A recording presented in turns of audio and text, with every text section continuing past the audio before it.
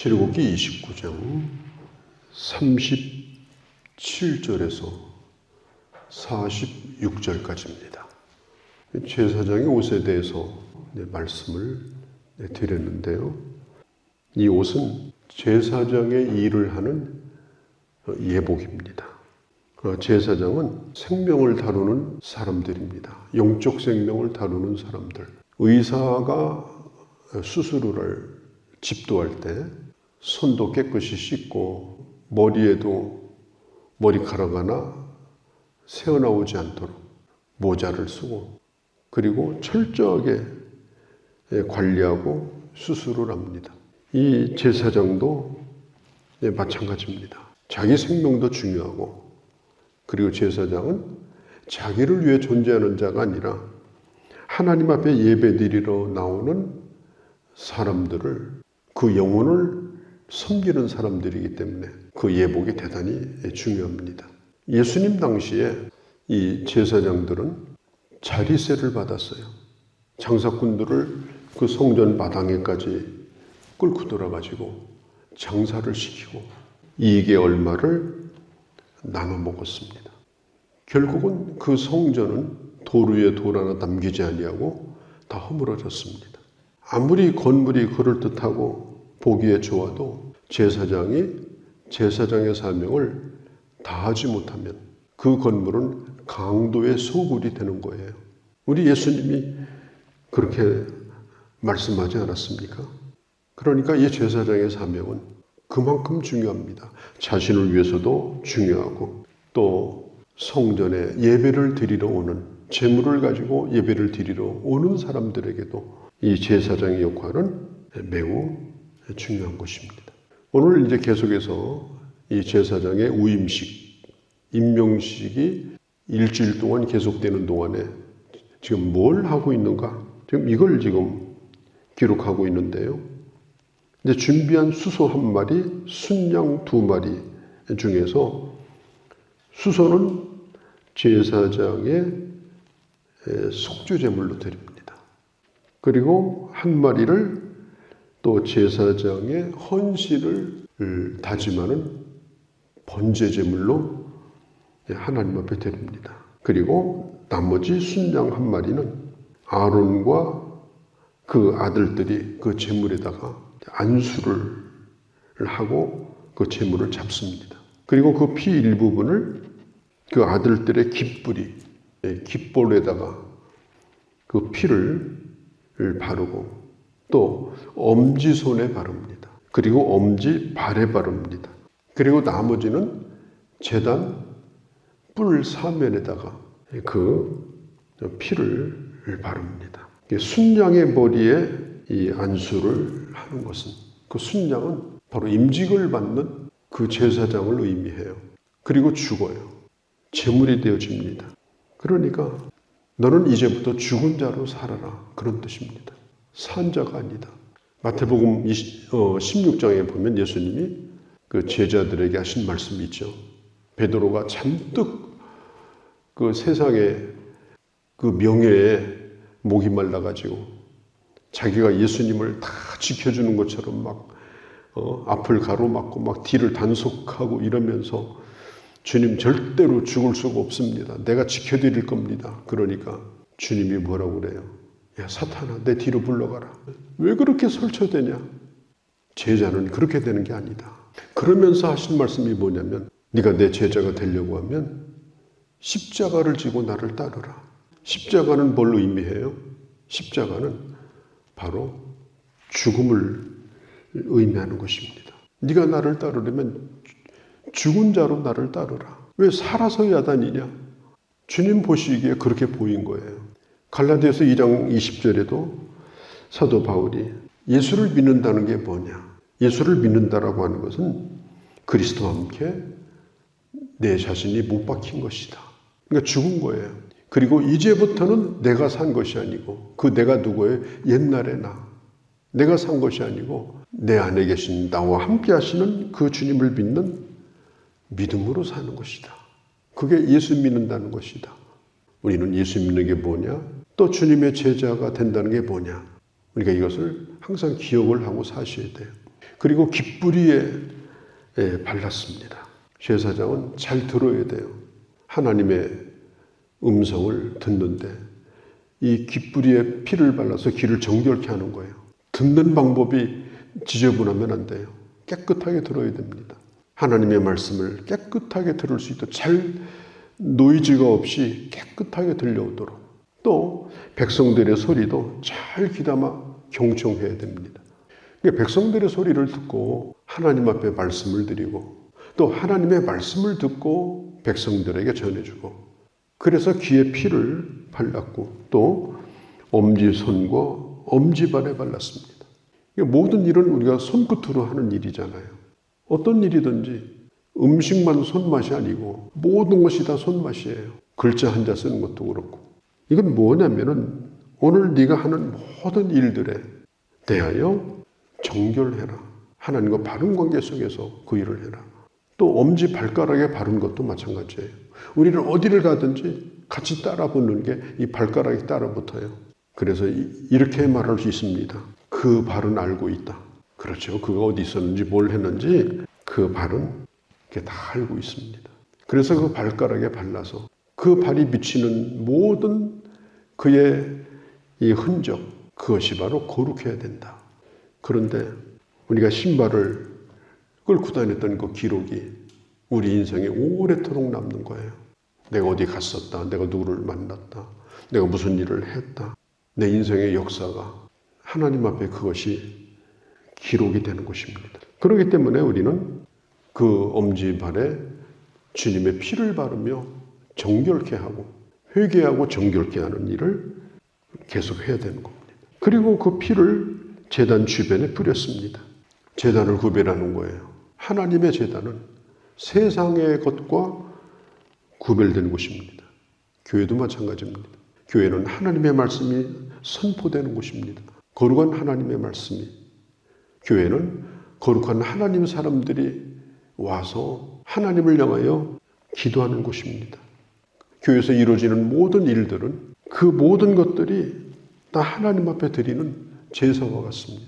그래서 교회는 세상보다 탁월해야 합니다. 오늘날 교회가 세상에 상식도 안 되는 일들을 합니다. 아예 상식에도 못 미칩니다.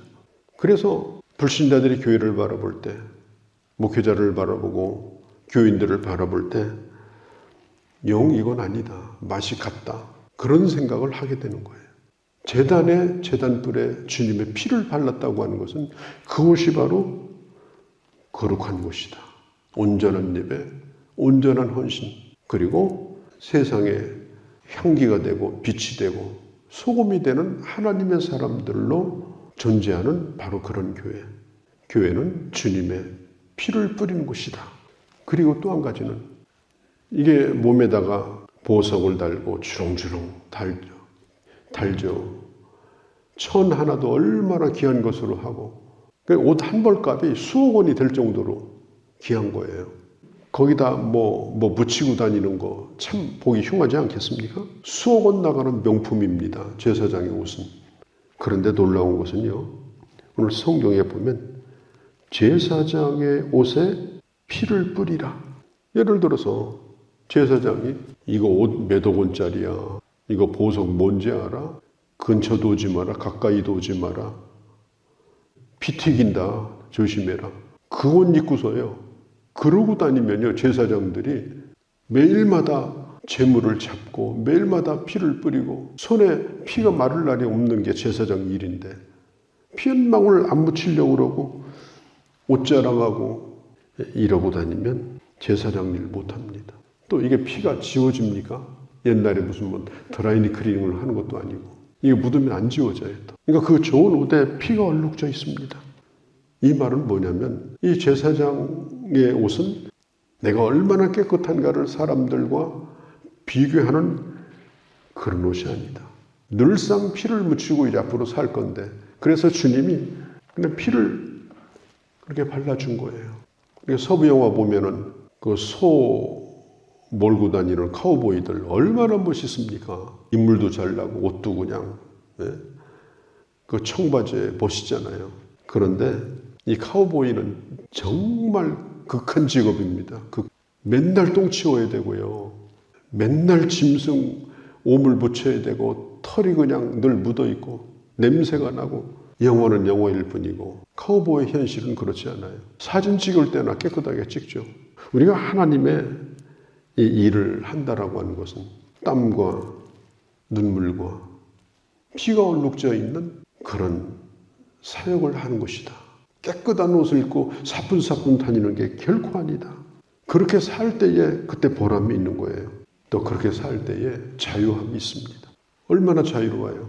아무것도 안 묻히려고 하니까 불편한 거예요. 교회 와서도 아무것도 안 묻히려고 그러고 맨날 털고 다니고 아유 난 저 사람도 싫고 이 사람도 싫고 가리는 것도 많고 그러니까 늘 불편해요. 그런 것이 없으면 내 몸에 뭐가 묻으면 어떠냐 괜찮다. 누구든지 가까이 하고 어떤 일이든지 같이 참여하고 그러면 참 자유로워요. 하나님이 보실 때는 그런 옷을 입고 다니는 걸 하나님이 귀히 여기시는 거예요. 진정한 자유함은 어디에 있느냐? 제사장의 옷에 피를 묻히고 그리고 오늘 또 그 일을 열심히 하는 사람, 거기에 자유와 보람이 있는 겁니다. 이제 계속해서 보면은 이 상번제, 아침과 저녁으로 드리는 조석으로 드리는 상번제가 나옵니다. 7일 동안 매일마다 소를 잡습니다. 얼마나 번거로운 일이에요. 그것도 자기를 위해서 소를 잡아요. 자기. 일주일 동안 계속됩니다. 이 제사장의 위임식 때는 남을 위해서 제물을 드리지 않아요. 오로지 자기를 위해서 속죄제를 드리고 번제를 드리고 아침 저녁으로 속죄제와 번제를 계속 드립니다. 사역을 시작하기 전에 먼저 자기 자신을 위하여 자기가 먼저 그 일의 모범이 되는 거고 자기가 먼저 그게 몸에 익어야 되는 겁니다. 그래야 반복해서 그 일을 할 수가 있어요. 이 사람들이 이제 처음에는 어떤 일을 할 때 아주 진지하게 또 이렇게 두려운 마음으로 이렇게 하다가 나중에는 이게 몸에 익으면 익숙해져요. 눈 감고도 교회 어디인지 다 알아요. 그래서 나중에는 제사의 달인이 돼요. 제사의 달인이 된다고 제사장이 되는 게 아닙니다.